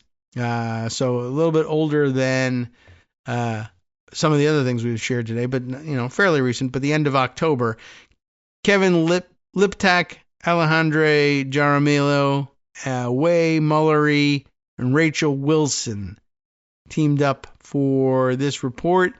The story reads thus: What to get the man who has everything, including his own Boeing 747 and a set of nuclear launch codes. It is holiday shopping time now, after all. The conundrum of the diplomatic gift has preoccupied foreign leaders and their envoys in Washington for decades, never more so than when Donald Trump is in office. Prone to flattery and enamored by gold, Trump has inspired gifts both outlandish and personal, touching, and in at least one case, slightly macabre. Across Asia this week, back at the end of October, you remember when that was going on, Trump received presents that had been carefully selected by new leaders eager to solidify their relationships with their most powerful and often rather temperamental ally. Their choices reflected the deliberate calculations leaders make as they work to demonstrate respect and create a surprise while also showing they understand the recipient, who can be highly attuned to how he is treated. That's absolutely true, and they know very well that he's going to evaluate them based on the gifts that they give him. The hope is that their efforts will inspire a degree of goodwill that might translate eventually into favorable trade deals or new pledges of security cooperation. At a minimum, it makes for a good photo op. Ethics laws mean the gifts are actually the property of the American public and are usually handed over to the General Services Administration, though a president can purchase them back at market value. That's always been the case. Sup, fam? It's your boy Darwin, aka Darwin_Darko, aka the most reasonable man in America, aka KITM's senior black correspondent. You might remember me from such recordings as Spacemen vs. Space Cadets and We Need to Talk About Joe Biden. Today, I want to bring you good news about that thing you've been struggling with. Do you suffer from giving too much of a damn? Do you turn on the series of tubes and find yourself outraged at the particular way some news organization strung some sentences together only to realize, nope, this is not some fictional hellscape? Well, guess what? You no longer have to accept the life of giving too much of a damn. You can do something about it, because even you, yes you, can be a show contributor. Now I know what you're thinking. Hey, Mr. Most Reasonable Man in America, I'm not some professional podcast talking guy. Don't worry about it. Do you have a smartphone or some other electronic recording device? Well, that's all you need. You too can have a segment where you can read us an important article and give us your take. Read one of your own original essays, or even just give us your commentary on something you'd like to share that's important to you. Fair warning though, side effects may include general punditry, having opinions and hot takes, getting stuff off your chest, and hearing your own voice. If your recording lasts longer than 5 to 7 minutes, please consult kagrox@gmail.com. That's KAGROX@gmail.com. All right, welcome back now to the Kagro in the Morning Show here on Netroots Radio. We were in the middle of reading about CNN's tracker website, about all the, I don't know whether it's CNN's tracker website, now that I think about it. It could be even the government's tracking website that the CNN article is about. We'll get down to it as once we get past all of the list of the rather outlandish gifts that he's gotten along the way. But we left off in pointing out that the usual practice is gifts are actually the property of the American public. That's to avoid the emoluments clause, of course. Handed over to the General Services Administration, although a president can purchase them back at market value. So you can, in fact, take them with you if you want. If they're personal to you or very interesting to you for whatever reason, that option is open to you. Not a barrier, presumably, for Donald Trump. Democrats accused Trump, though, of failing to properly account for some of the gifts he received during his first term. Right? What if we don't hand it over to the General Services Administration? Although I can certainly afford to buy them back at market value, what if I just don't want to pay any money for them and I want to keep them? Oh, I hadn't thought about that. Anyway, wherever they end up, the gifts Trump has received during his second term reflect how eager his counterparts are to leave a good impression. And here are some of the highlights. This is interesting. Mostly in the way that it's mounted, but a golden, of course, pager from Netanyahu. Now, you might say, a pager, that's antiquated technology. But wait, there's a story behind it. When Israeli Prime Minister Benjamin Netanyahu paid his first visit to the White House this year, he presented Trump with a gold-plated pager. Why? Because they are the same devices Israel had rigged with explosives to maim and kill Hezbollah operatives in Lebanon last year. Trump privately said that he found the gift slightly off-putting, a person familiar with his comments said. That's interesting. I'm surprised that he wouldn't have that presence of mind. I guess the question is, well, how much like those devices is this one? Like, it's gold-plated and presumably not rigged with explosives? Presumably. And I imagine somebody screens things like that. Anyway, he didn't just give him the pager. The pager is gold-plated, but it's mounted on it's mounted on what looks like a slab of preserved natural wood of some kind, and not square. It's like a slice of a tree. And then it's on it's just mounted on the flat side of that. And then the whole slab is on a trophy base that has an inscribed plate on it that says, to President Donald J. Trump, our greatest friend and greatest ally, Prime Minister Benjamin Netanyahu. Nothing special on that. I didn't wordsmith this thing. But there's the pager mounted on this piece of wood here. Anyway, that was a February 4th gift. You scroll down. This is one of those, very highly graphic things here, and all the different doodads appear as you scroll down the screen. Next up was a golden helmet from Ishiba. It didn't take long for a pattern to emerge in foreign leaders' gifts. Gold. Then Japanese Prime Minister Shigeru Ishiba presented Trump a golden samurai helmet manufactured in Ishiba's home prefecture. There's no photo of it here. Then from Vladimir Zelensky, a WBC belt, like I guess a wrestling championship belt of some kind, with, of course, all sorts of doodads and gewgaws all over it. For his first visit with Trump, Ukrainian President Volodymyr Zelensky brought with him not wrestling, but boxing. I guess that B should have given it away. World Boxing Championship belt worn by the Ukrainian boxer Alexander Usyk last year. The colorful gold belt, which sat propped up on one of the end tables as the two men's meeting devolved into a shouting match, went unmentioned during the talks, glinting under the lights. Okay, well, they're pretty ostentatious to begin with, those belts. A bowl of shamrock from Martin, I guess the Irish visit here. Some leaders can avoid the decision-making on a gift when they bring the same thing every year. For St. Patrick's Day, Ireland's leaders have long been coming to the White House with a Waterford crystal bowl filled with shamrock. And Irish Prime Minister Michael Martin was no exception, right? Don't deviate. Don't try to come up with anything creative. Just do the same damn thing. I think that tells you a little something too. Let's see. A portrait from Putin in March. It may not have been presented in person, but Russian President Vladimir Putin's gift of a painting handed off to U.S. Foreign Envoy Steve Witkoff certainly made an impression. The portrait depicted Trump with a blood-streaked face the moment after he avoided assassination in Butler, Pennsylvania in 2024. Trump was clearly touched by it, Witkoff later said. I like the subliminal message, by the way, of course, of Vladimir Putin sending it. Yes, here is picture of you wounded. But Trump thinks it makes him look tough. So he probably didn't get it. Then, of course, golf gear from Carney. Where? Canada's Carney. Golf paraphernalia has become a tried and true gift for Trump, who plays most weekends. Canadian Prime Minister Mark Carney presented a hat and gear from the Kananaskis Country Golf Course. I hope I got that right. Which Trump would later visit for the Group of Seven summit. The Canadian delegation also gave Trump a photograph of a game played between Canadian and American soldiers during the Second World War. That's great. Put that crap in the attic.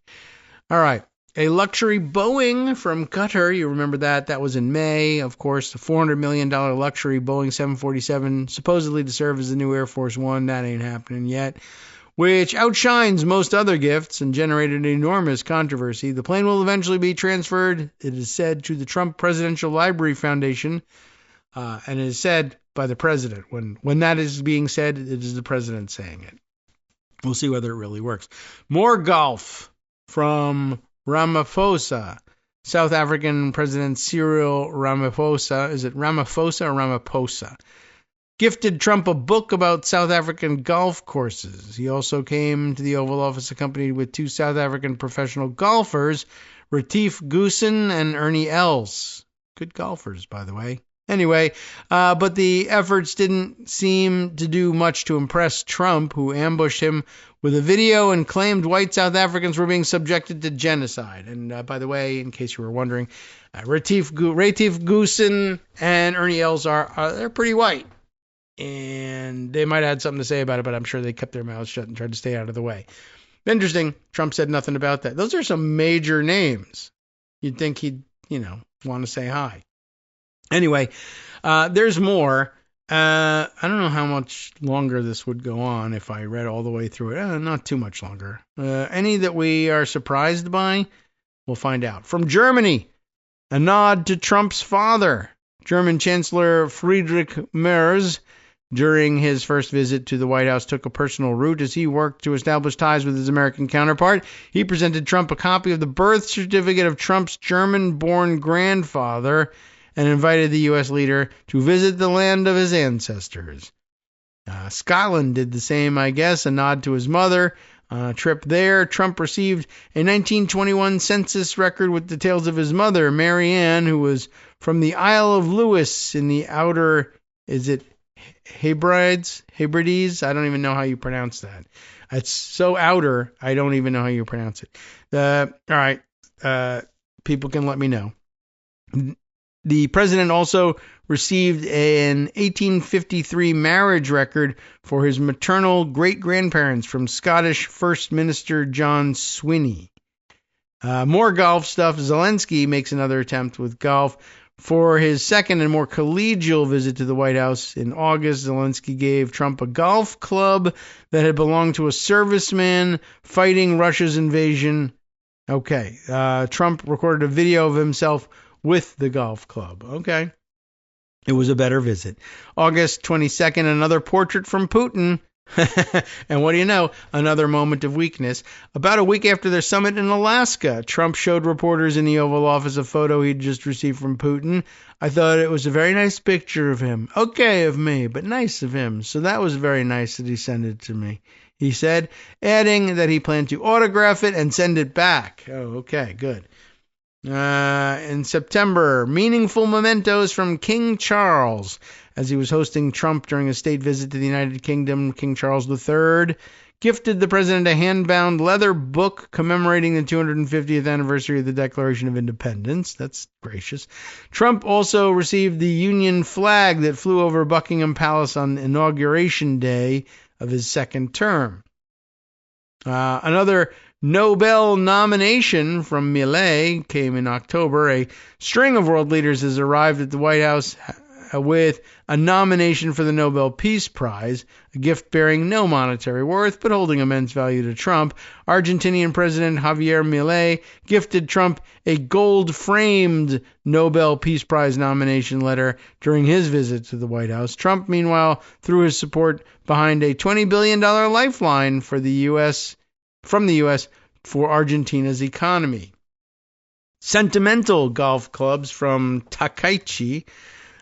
Japan's new Prime Minister, Sanae Takaichi, I hope I'm pronouncing it correctly. I don't know, maybe I don't care.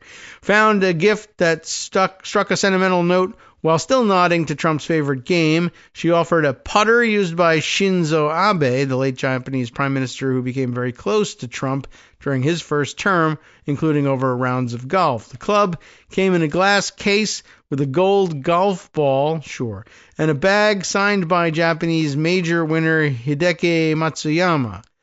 It was one of many references to Trump's bond with Abe, one of his closest friends on the world stage. Then that gold crown from Lee on his visit to South Korea. Trump received a replica of a historic golden crown. That's really not a good idea. From President Lee Jae-myung. For an American leader whose opponents say he's ruling like a king, it was hardly an unsubtle gesture. I'd like to wear it right now, Trump joked. Hardy har. All right, so interesting. Tracking of some of the more ostentatious or weird or interesting gifts that Trump has gotten. Not breaking news, but it's good to remind yourself what kind of guy he really is. Now, over to Rolling Stone for a more poignant story, I think, than that, frivolous but still interesting piece from CNN. This by Kevin Maurer, Maurer, fellow unit member, says alleged D.C. shooter felt abandoned by CIA. You remember that story just the other day? We'll have to read this one, I think, in the Instapaper form. But Kevin Maurer writes this up. Very interesting and pretty much the background you thought might be at work behind this shooting. The alleged shooter of 2 National Guard members, and let me just double check that we got the full text here. It's hard to tell. But the alleged shooter of 2 National Guard members, Rahmanullah Lakanwal, was struggling with mental illness, and that's never helpful. His ability to support his family, and according to an Afghan veteran who fought with him, his pleas for help to the CIA went unanswered. So that's, going to compound the problems, I think. Lakanwal, it's Lakanwal, a 29-year-old Afghan national. He's really started early, given that he said he had fought with, CIA units for, I don't remember the number of years that they had mentioned, but for a 29-year-old to have put in that kind of time, we're talking about somebody who began fighting alongside the CIA in his teens. But Lakanwal, a 29-year-old Afghan national, served in a CIA-backed Afghan force unit known as the Zero Units in Kandahar. He is facing first-degree murder charges after Army Specialist Sarah Beckstrom, 20, died of her injuries following the Wednesday shooting near the Farragut West Metro Station in Washington, D.C. Air Force Staff Sergeant Andrew Wolf, 24, remains in critical condition. Investigators are still working to establish a motive for the attack. Rolling Stone spoke to a former Afghan unit mate who pointed to financial pressure and ongoing apparent mental illness as a contributing factor. He also seems to have felt abandoned by the United States government. Yeah, we thought he might. He's very sad, depressed, said Lakanwal's Afghan unit mate, who is not a native English speaker. He's very worried. This problem, like he'd say, I am working 9 years or 10 years with the U.S. government. They never answer my phone call. After the Taliban prevailed in America's longest-running war, Lakanwal resettled in Bellingham, Washington, with his wife and 5 sons in September of 2021. His migration was aided by Operation Allies Welcome, a Biden-era initiative to resettle vulnerable Afghans, particularly those who had worked alongside U.S. forces and faced reprisals from the Taliban. The struggles to start over, to leave the war behind, and find work were ever present.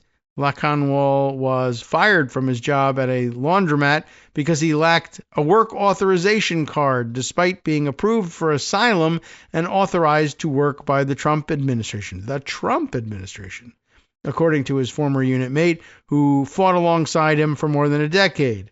In September, Lakanwal's nephew requested the Bellingham Housing Authority approve a move closer to an Afghan community. The handwritten application reviewed by Rolling Stone cited Lakanwal's isolation, lack of English skills, and the need to find employment in a larger community like Seattle. Lakanwal didn't feel safe in Bellingham after he was assaulted when a man sprayed something into his eyes, requiring hospital treatment, according to the application. This experience has caused him stress and fear, and he does not feel comfortable continuing to live in this town, the nephew wrote. It is very important for him to be near his community and relatives to feel safe and have the opportunity to find work so he can support his family. About a month ago, Lakanwal told his unit mate that his inability to work due to missing immigration paperwork meant his family couldn't afford rent or food. He resorted to borrowing money from friends and former unit members, and during the conversation he broke down in tears from frustration and desperation, his unit mate said. Every time, like looking for somebody to help for documents, somebody to help for pay the rent. He's not going to work, the Afghan unit mate said. His unit mate said Lakanwal sought help in June from a CIA program designed to aid zero-unit veterans with immigration issues. So, him. Rolling Stone reviewed a screenshot of the group chat in June where zero-unit veterans shared information with a CIA representative about ongoing issues. Lakanwal posted messages asking for help. His last post went unanswered and was deleted by the chat's administrator. So that's not going to be a good sign, I'm sure. Rolling Stone called the CIA representative in the text chat, who claimed it was a wrong number, as you might. A request for comment from the CIA was not returned. Lakanwal, according to Associated Press reports and confirmed by his unit mate, would swing from long, dark stretches of isolation, sometimes going weeks without speaking even to his family, to manic episodes during which he would take off on sudden, weeks-long cross-country drives, traveling to places like Chicago or Arizona. And, of course, he drove across the country for this shooting as well, this attack. A community advocate, according to the AP, feared Lakanwal was suicidal and asked a refugee organization for help in January of 2024. The AP reported that it examined emails sent to the U.S. Committee for Refugees and Immigrants detailing the concerns. USCRI reportedly visited Bellingham in March of 2024, but Lakanwal and his family refused their assistance, according to the AP report. Following the shooting in D.C., President Donald Trump called it a terrorist attack and announced a full review of all Afghan nationals admitted to the U.S. under the Biden administration. So that'll cause some more depression, I'm sure, among that community.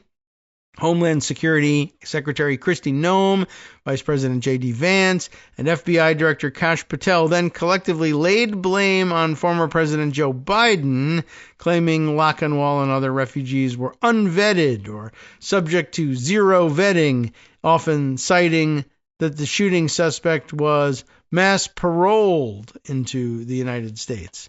This individual and so many others should never have been allowed to come here, CIA Director John Ratcliffe said. Our citizens and service members deserve far better than to endure the ongoing fallout from the Biden administration's catastrophic failures. But Lakanwal, who went by Shafiq during his time fighting for the CIA, underwent more vetting than most Afghans. No one just joined the CIA's zero units. Soldiers had to be recommended by a close family member or friend. The CIA then vetted each member before even offering a probationary period. The vetting process was so successful that zero units never suffered an insider attack when Afghan soldiers turned against U.S. advisors. Slots in the zero units were coveted because of better pay, better training, and the chance to work alongside elite U.S. operators. In later years, there were also opportunities to immigrate and resettle in the U.S. after at least 1 year of service and U.S. government approval. In the final days of the war in 2021, roughly 81,000 Afghan immigrants, including almost 10,000 members of the zero units, along with many of their families, were evacuated by the CIA and resettled across the U.S., according to reports. After arriving in the United States, the zero-unit veterans were vetted again before receiving special immigrant visas meant for Afghan and Iraqi nationals who worked for the U.S. government. In the past year, I've been working on a documentary film about the zero units, our writer says. For this story, I spoke to members of the community who didn't feel comfortable going on record for fear of reprisals. All of them condemned Lakanwal's actions and struggled to understand why he would allegedly attack Americans. The Zero Unit soldiers protected CIA officers on missions and at their forward bases, so attacking American service members was antithetical to their code. Now they feared his action will make living in the United States even harder. The Afghan Zero Unit community is tight-knit. At one point, during a trip to Texas last year, I watched as a group of veterans took over at a shisha restaurant with more than 20 sitting at one table, laughing and smoking. Bonded by combat and the pain of losing their country, they are part of a lost generation of Afghans who believed America's promise of democracy and sacrificed everything for it.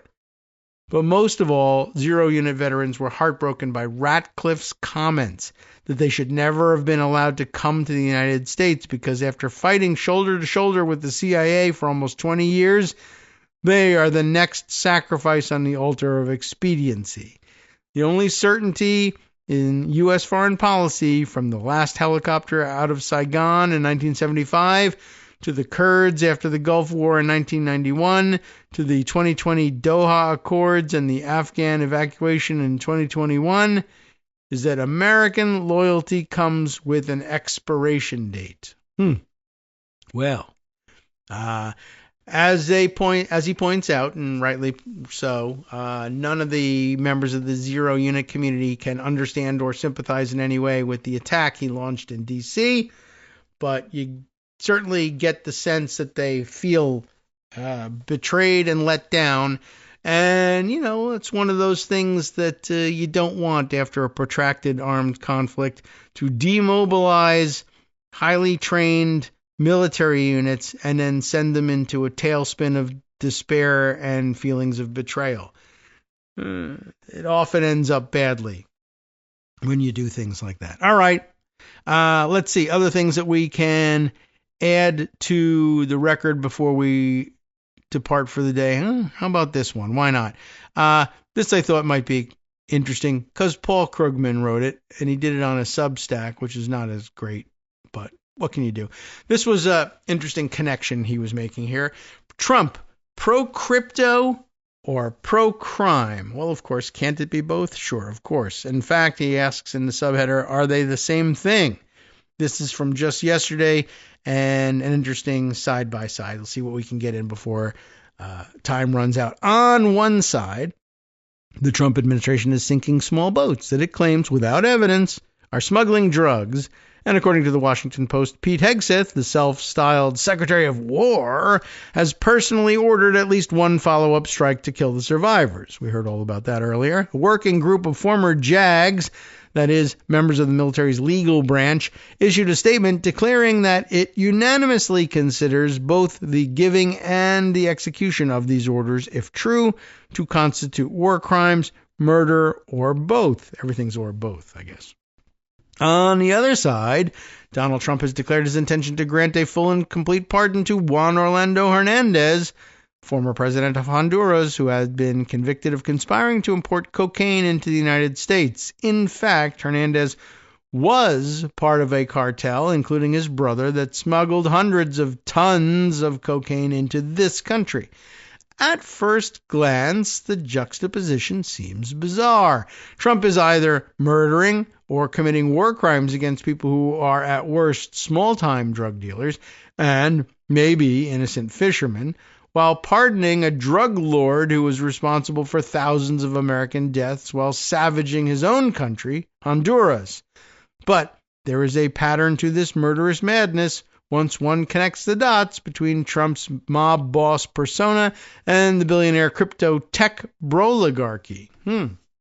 First, understand that Trump's vendetta against purported penny anti-drug smugglers is all about dominance display, an exhibition of his ability to order violence. The real object may be to set the stage for invading Venezuela. Second, while Trump is clearly willing to inflict gratuitous suffering on the little people, he positively revels in his association with big-time criminals, Whether it's Putin or Saudi Crown Prince Mohammed bin Salman, who had a critical journalist dismembered with a bone saw, or Ross Ulbricht, creator of Silk Road, an underground e-marketplace known for drug trafficking, whom Trump pardoned immediately after assuming office, or Larry Hoover, a Chicago crime boss who was sentenced to several lifetimes in prison for leading the Gangster Disciples, also pardoned by Trump. Yes, Trump really and truly cares about crime in Chicago. Still, why would Trump, whose poll numbers are cratering, generate even more negative headlines by pardoning Hernandez, who was duly convicted of conspiring to send more than 400 tons of cocaine to America? And the answer is the influence of the crypto tech proligarchy. In fact, many of Trump's pardons of the most egregious criminals are closely linked to their influence. Case in point, Ulbricht, whose Silk Road was an early example of what is still the main non-speculative use of Bitcoin, facilitating criminal activity. Ross Ulbricht was a darling of the tech libertarian crowd, which includes Peter Thiel, arguably the godfather of Silicon Valley, and whose financial backing was critical to J.D. Vance's Senate win. Trump first promised to pardon Ulbricht in 2024 as part of a pitch to win votes from libertarians. Whatever libertarians were in the past, this is sort of an interesting summary here. Whatever they were in the past, they are now an extremist party, opposed to laws against drug smuggling, money laundering, and any type of prudential government regulation, and in the case of Thiel, opposed to democracy itself. It should not go unnoticed that Trump saluted a party that proclaims "become ungovernable" as its guiding principle, written with the anarchy A symbol, of course. Next, Trump's pardon of Changpeng Zhao, a.k.a. CZ, the former CEO of cryptocurrency exchange Binance, fits the same pattern. CZ pled guilty to charges of violating U.S. laws against money laundering and was fined $50 million, in addition to a fine of $4.3 billion against Binance. Under CZ, Binance was a major channel of worldwide money laundering. As one reporter put it, prosecutors charged that Binance intentionally and purposefully ignored the transfer of money from countries and areas that are subject to sanctions, including Syria, Iran, Cuba, Russia-occupied Crimea, and the Donbass region in Ukraine. There was also trading that involved criminal dark web market Hydra. And the story continues. Of course, finding out last week, the families of 300 U.S. citizens hurt or killed in the October 7th attack on Israel sued Binance, claiming the cryptocurrency exchange aided Hamas and other terrorist groups by transferring more than $1 billion among accounts they controlled. It goes on at some length. We'll probably want to revisit this at some point. But yes, it turns out that the tech and crypto bros are behind some of these weirder pardons too. You have been listening to Kagro in the Morning with David Waldman. We'll probably return to this at some point later in the week because it seems pretty important, these connections, but we're out of time at the moment. I probably should have guessed that we were going to run against a time limit this way, but guess what? Justice Putnam makes up for it by bringing you the West Coast Cookbook and Speakeasy next right here on Netroots Radio, and it starts off with a hot one involving an old name, Attorney General Eric Holder.